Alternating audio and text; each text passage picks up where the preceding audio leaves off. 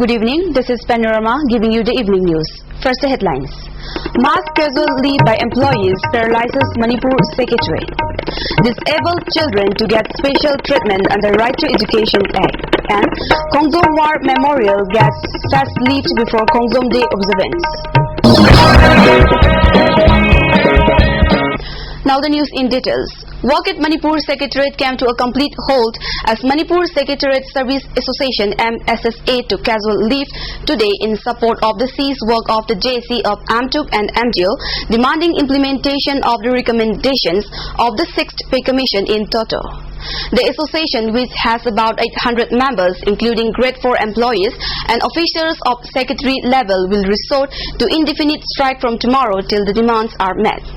All the rooms of the Secretariat wore an empty look as the MSA members did not report for work. MSSA Secretary Purojit said it is unfortunate that the government has remained indifferent to the ceased work of the JC, which is 89 days old. Meanwhile, the Chief Secretary D.S. Punya has issued instructions to all administrative departments and concerned authorities of the state government to apply the principle of no work, no pay, dies none against all delinquent officials under Rule 7 Clause 2 and FR 17 Clause 1 of the Central Civil Services Conduct Rules 1964.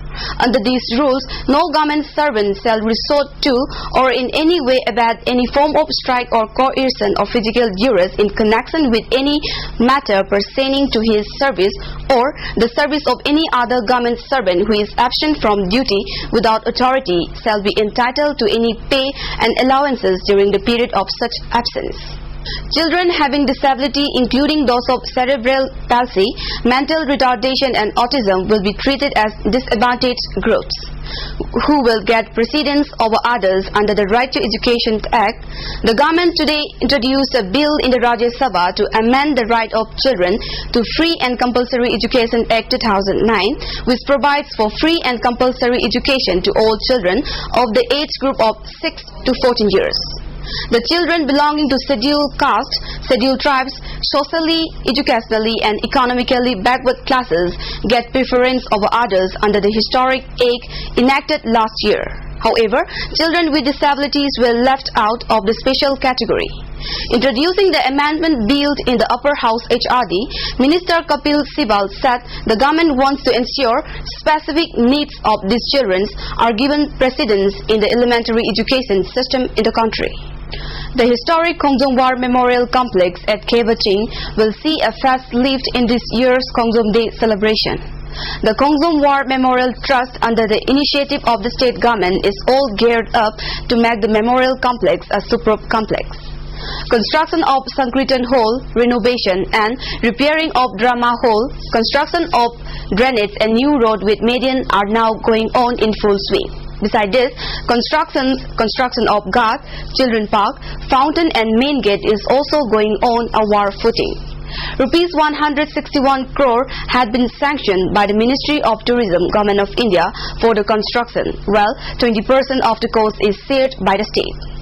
Speaking to ISTV News, President of the Khongzom War Memorial Trust, MLA M. Hemanta, said the need to renovate and give a new face to the complex become necessary as this historic place will have explored valor and courage of our forefathers. He also mentioned that such construction will continue at the complex as the government is fully committed to development of this historic complex. Department of Education S awarded the second Manipur State Award for Literature 2009 to Kabi Thangzam Ibopisak of Wangkhai Thangzam Laikai. Governor Gurbachan Jagat presented the award to Ibopisak at a function held this afternoon at Kangla Hall. The award carries a cash prize of Rs 1 lakh, a memento and a soul. Speaking on the occasion, Gurbachan Jagat appealed to writers and poets to propagate the masses of peace and harmony for bringing about an ideal society. To realize the need for social and economic upliftment, it is the function of literary men to give a proper vision to the people. Industries Minister Y. Irabot today said Lamlong Bazaar, which is one of the main bazaar in Imphal East, needs to be developed to meet the needs of the people. Inaugurating the new complex of Union of Social Upliftment at Lamlong Bazaar, Irabot said the market has become busier and congested and must be converted into a multi-storage structure. Kurai MLA Dr. N.G. Bijoy released a souvenir entitled Kurai on the occasion. In his speech, Dr. Bijoy also states the need to develop Lamlong Bazaar, which has remained neglected even though it is an old market in the area. The Rajya Sabha was today informed that as many as 1,120 cases pertinent to corruption and economic offences are pending probe by Central Bureau of Investigation (CBI). In a written reply to Rajya Sabha, Minister of State in the Ministry of Personnel, Public Grievances and Pensions, Prithviraj Chavan, said a total of 1,120 corruption and economic offences cases are pending probe by CBI. Over 225 new corruption and economic offence cases have been registered between January and February this year. A highest number of 1,119 cases were registered by CBI in 2009 as against 991 in 2008 and 940 in 2007, he said. The minister said the rate of conviction was 71.2% between January and February this year as against 64.4% last year during the same period. The rate of conviction was 66.2% in 2008 and 67.7% in 2007.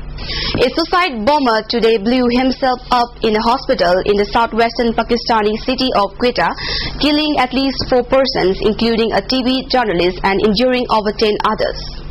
The bomber struck when a large number of people gathered outside a civil hospital in Quetta to protest the killing of a member of the majority Shia community. The Shia man was shot outside a bank and died after being brought to the hospital. A large number of protesters, policemen, reporters and TV cameramen were outside the hospital when the suicide attackers detonated his explosives at around 10:15 a.m. Locals of Mayang Langjing today protested hurling of bomb by unidentified persons at the residence of the local Pradhan Takilambam Tompo. The bomb hurled on the night of 14 April, however, did not cause any casualties. The protest was organized by Mayang Langjing Nupi Semgat Sagat Loop at the local community hall. Locals participating in the Dharna asked those responsible not to resort to attacking residential houses or intimidating public using guns. Secretary of the Nupi Loop, Ima Borkaina, also asked those involved not to repeat such acts in the future. She also asked the group responsible to own up and clarify the reason for the attack.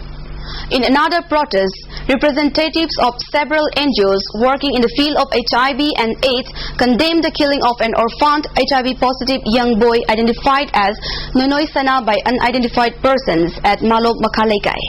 The protest Dharna was jointly held at Kaisampat Lairembi Lampak by NGOs SASO, MNP Plus, Care Foundation, Bosco Mangal and Kripa Foundation. The boy, originally from Uripok Torambam Laikai, was found with battered head at Tarkong Pukri of Malom Makhalaikai under suspicious circumstances. Expressing anger at the discriminatory act of the killing an orphaned HIV-positive boy, Project Director of the Kripa Foundation, Jiban Mala, demanded exemplary punishment for the culprits. She also asked the government for protection of the orphans and those who have nobody to care. That's all we have for tonight, but before we conclude, the headlines once again. Mass casual leave by employees paralyzes Manipur Secretariat. Disabled children to get special treatment under Right to Education Act. And Kongzom War Memorial gets fast-lived before Kongzom Day observance. Thanks for being with us and see you tomorrow at the same time. Till then, good night.